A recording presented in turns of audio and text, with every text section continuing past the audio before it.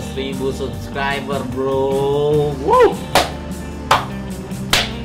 Akhirnya. Sebelum gue ngoceh panjang lebar, gue ngerasa perlu melakukan satu hal terlebih dahulu, yaitu berterima kasih. Terima kasih kepada teman-teman semua yang udah nge-subs channel ini, terus nonton semua video gue yang penuh dengan ketidakmutuan ini. Sekali lagi terima kasih. Thank you so much. Gue doain kalian semua yang sedang nonton video ini semoga selalu bahagia lagi membahagiakan, sukses selalu dalam semua pilihan hidup yang kalian ambil. Kalau kita flashback bentar, gue bikin channel YouTube ini tahun 2010 ya, tapi baru benar-benar ke YouTube itu sekitar tahun 2020, tepatnya bulan Maret 2020.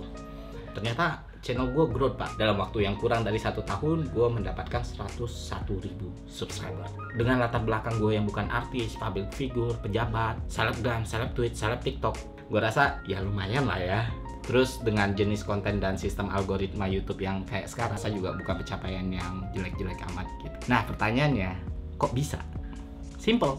Selain karena faktor keberuntungan yang besar, 100k subscriber dalam setahun ini gue capai dengan perhitungan, observasi, dan riset. Buat ngukur potensial growth YouTube gue, jadi gue pakai metode kualitatif dan kuantitatif. Gue main di data, statistik, matrix, terus gue olah probabilitas sama analitik, dan juga gue melakukan interview kepada 30 koresponden yang aktif dalam menonton YouTube. Setelah riset gue observasi, setelah observasi gue sampai ke kesimpulan bahwa peluang gue untuk YouTube ternyata ada cuy. Tapi kan itu masih based on teori. Akhirnya gue praktekin sendiri di channel gue. Pada bulan Maret 2020 gue mulai YouTube dan sekarang gue bisa bilang it works. Dan di konten kali ini semua hal tadi bakal gue bagikan kepada kalian semua secara cuma-cuma alias gratis. Jadi anggap aja kalian sekarang sedang ngikutin webinar atau seminar gitu ya, tapi gratis.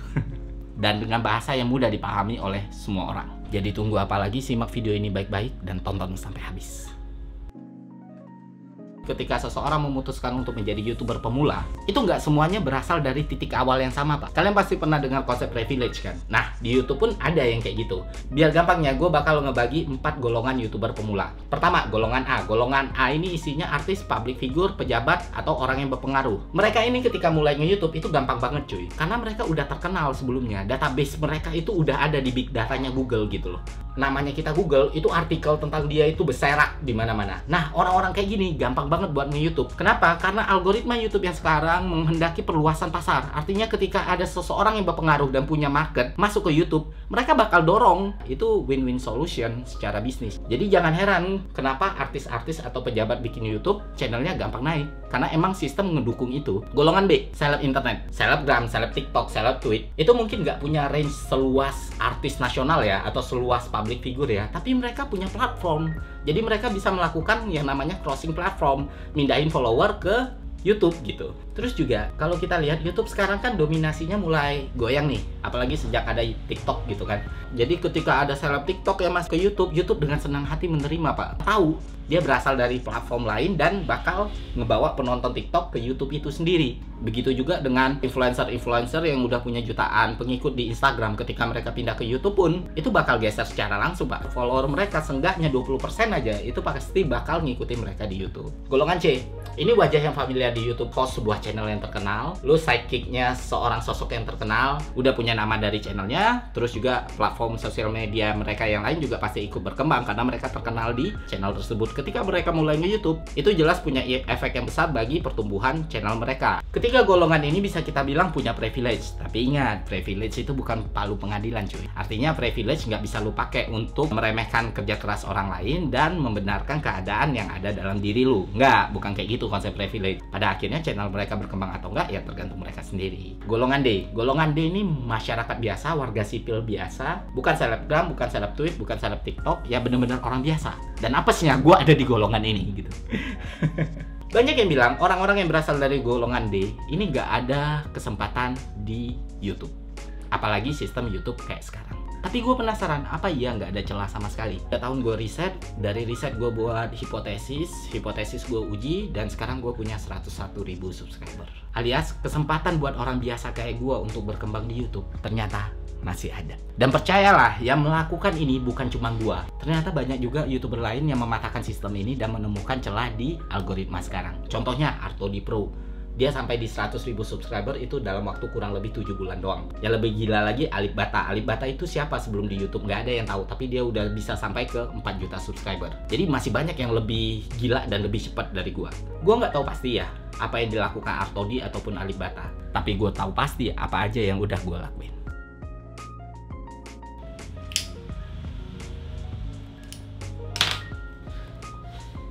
Kalian pasti pernah dengar motivasi kayak gini, berkarya aja, jangan pedulikan angka. Ya nggak? Kalau kalian termotivasi sama quote itu, bagus. Tapi kalau gue sendiri, enggak. Kenapa? Karena kontradiktif banget pak sama diri gue. Pertama, gue nggak ngerasa tiap video yang gue buat itu karya. Kebanyakan ya lucu-lucuan doang gitu. Kedua, gimana gue bisa nggak mempedulikan angka kalau gue orang yang sangat mencintai dan menyukai angka? Kenapa? Karena angka itu adalah komponen yang paling bisa diukur di bumi ini cuy. Kualitas itu relatif, gimana cara mengukurnya. Tapi angka mutlak. Jadi karena terukur, angka ini bisa dikalkulasikan. Setelah dikalkulasikan bisa jadi data. Setelah lu dapat data, lu bisa ngebagi demografi lu bisa ngedevelop strategi lu, dan lu bisa melakukan proyeksi untuk channel lu gitu. Jadi dari angka juga gue tahu mana jenis video gue yang up, mana yang flop. Gue juga jadi tahu, oh penonton gue ternyata berasal dari usia 18 sampai 34 tahun, dan isu yang mereka sukain ternyata ketika gue bicara finansial dan ekonomi. Itu semua based on number cuy, dari angka. Berarti lu YouTuber yang ngejar angka dong bang? Sayangnya enggak. Gini loh pak, mementingkan angka dan mengkalkulasi angka itu nggak berarti lu mengejar angka. Enggak, ini harus dikotomi nih, harus dipisahkan. Nggak selalu kayak gitu. Pengertian angka itu jangan cuma dilihat dari subscriber dan AdSense. Analitik itu angka, statistik itu angka gitu. Nah kalau gue ngejar angka, jujur aja nih, mungkin 100.000 subscriber gue sekarang itu bisa datang lebih cepat. Bisa datang 3 bulan yang lalu atau 4 bulan yang lalu. Gue tahu nih, interest orang paling gede di channel gue adalah ketika gue bicara soal finansial dan ekonomi. Gue supply aja terus konten-konten finansial, tapi nggak gue lakuin kan, karena angka adalah tools yang gue gunakan untuk mencapai tujuan gue dalam nge-YouTube, bukan tujuan utama gue nge-YouTube. Kenapa? Karena tujuan utama gue nge-YouTube adalah, beberapa tahun yang lalu ada pemain bola yang namanya Hasyim Mastur. Hasyim Mastur ini dianggap punya bakat sepak bola yang lebih besar dari seorang Lionel Messi. Dia itu kelihatan natural banget dalam mendribble, nendang, segala macam. Pokoknya bakat yang digadang-gadang sebagai the next wonderkid lah.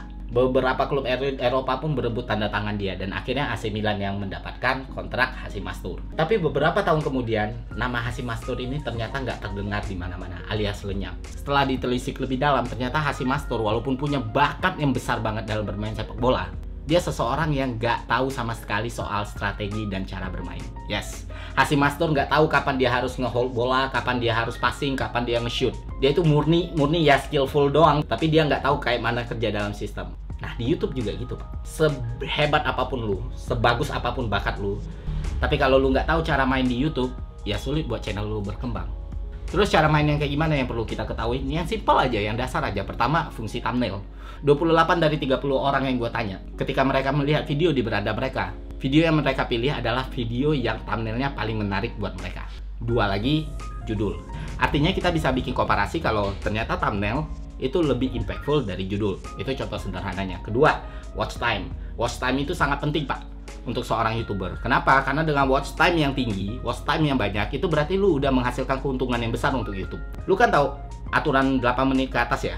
Artinya setiap video yang durasinya 8 menit ke atas itu iklannya bisa banyak cuy. Bisa 6 lu buat, 10 kalau lu mau gitu. Dan semakin banyak iklan yang lu masukin di video lu, maka semakin cuan lah YouTube. Nah itu sistem-sistem cara main yang dasar lah.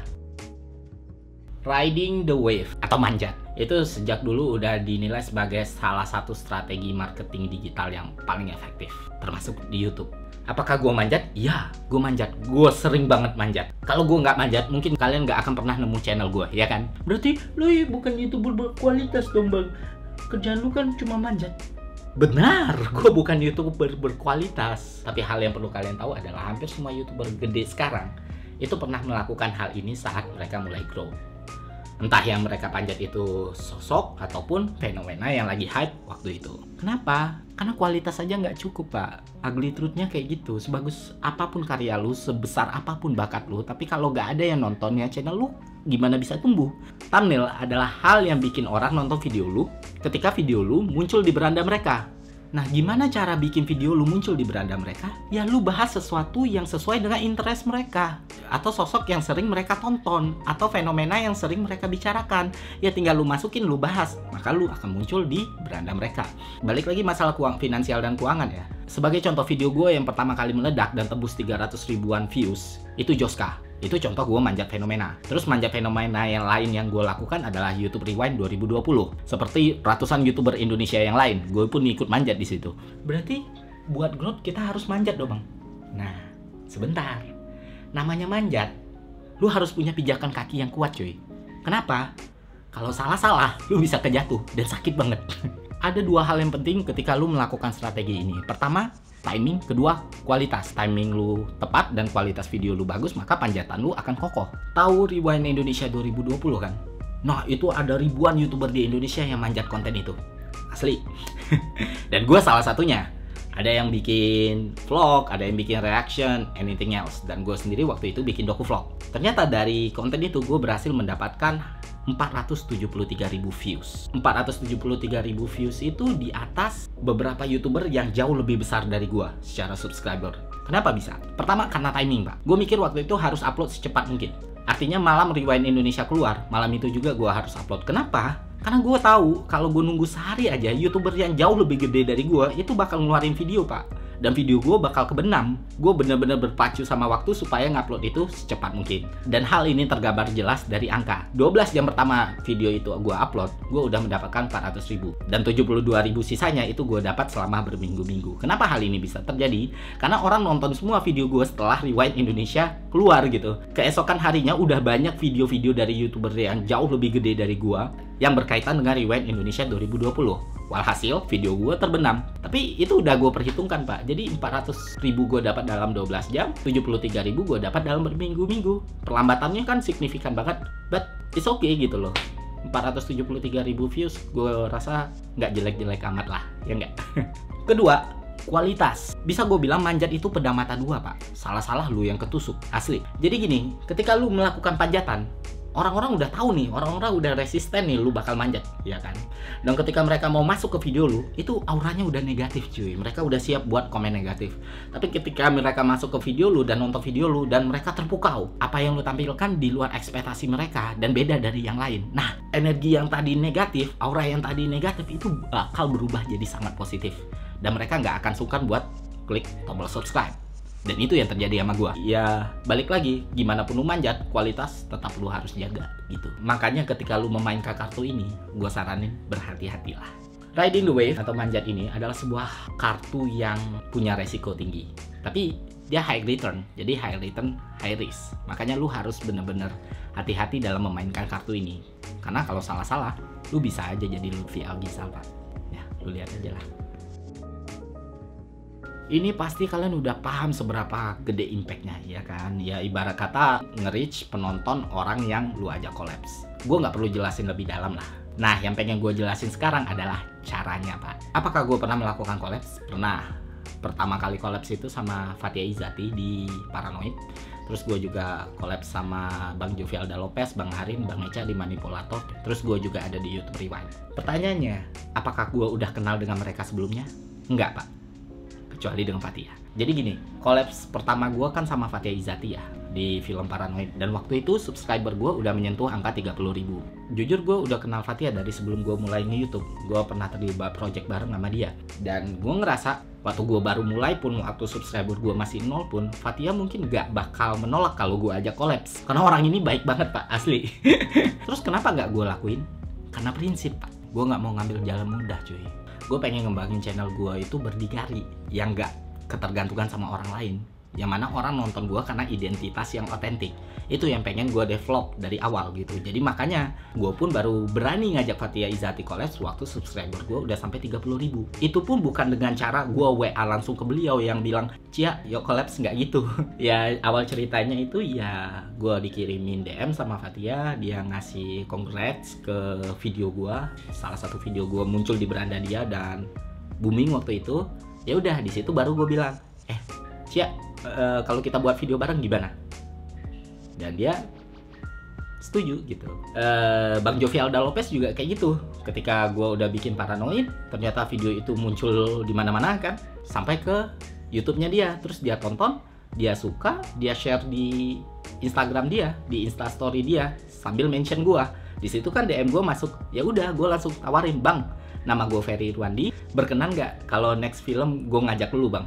Dan dia setuju. Jadi gitu.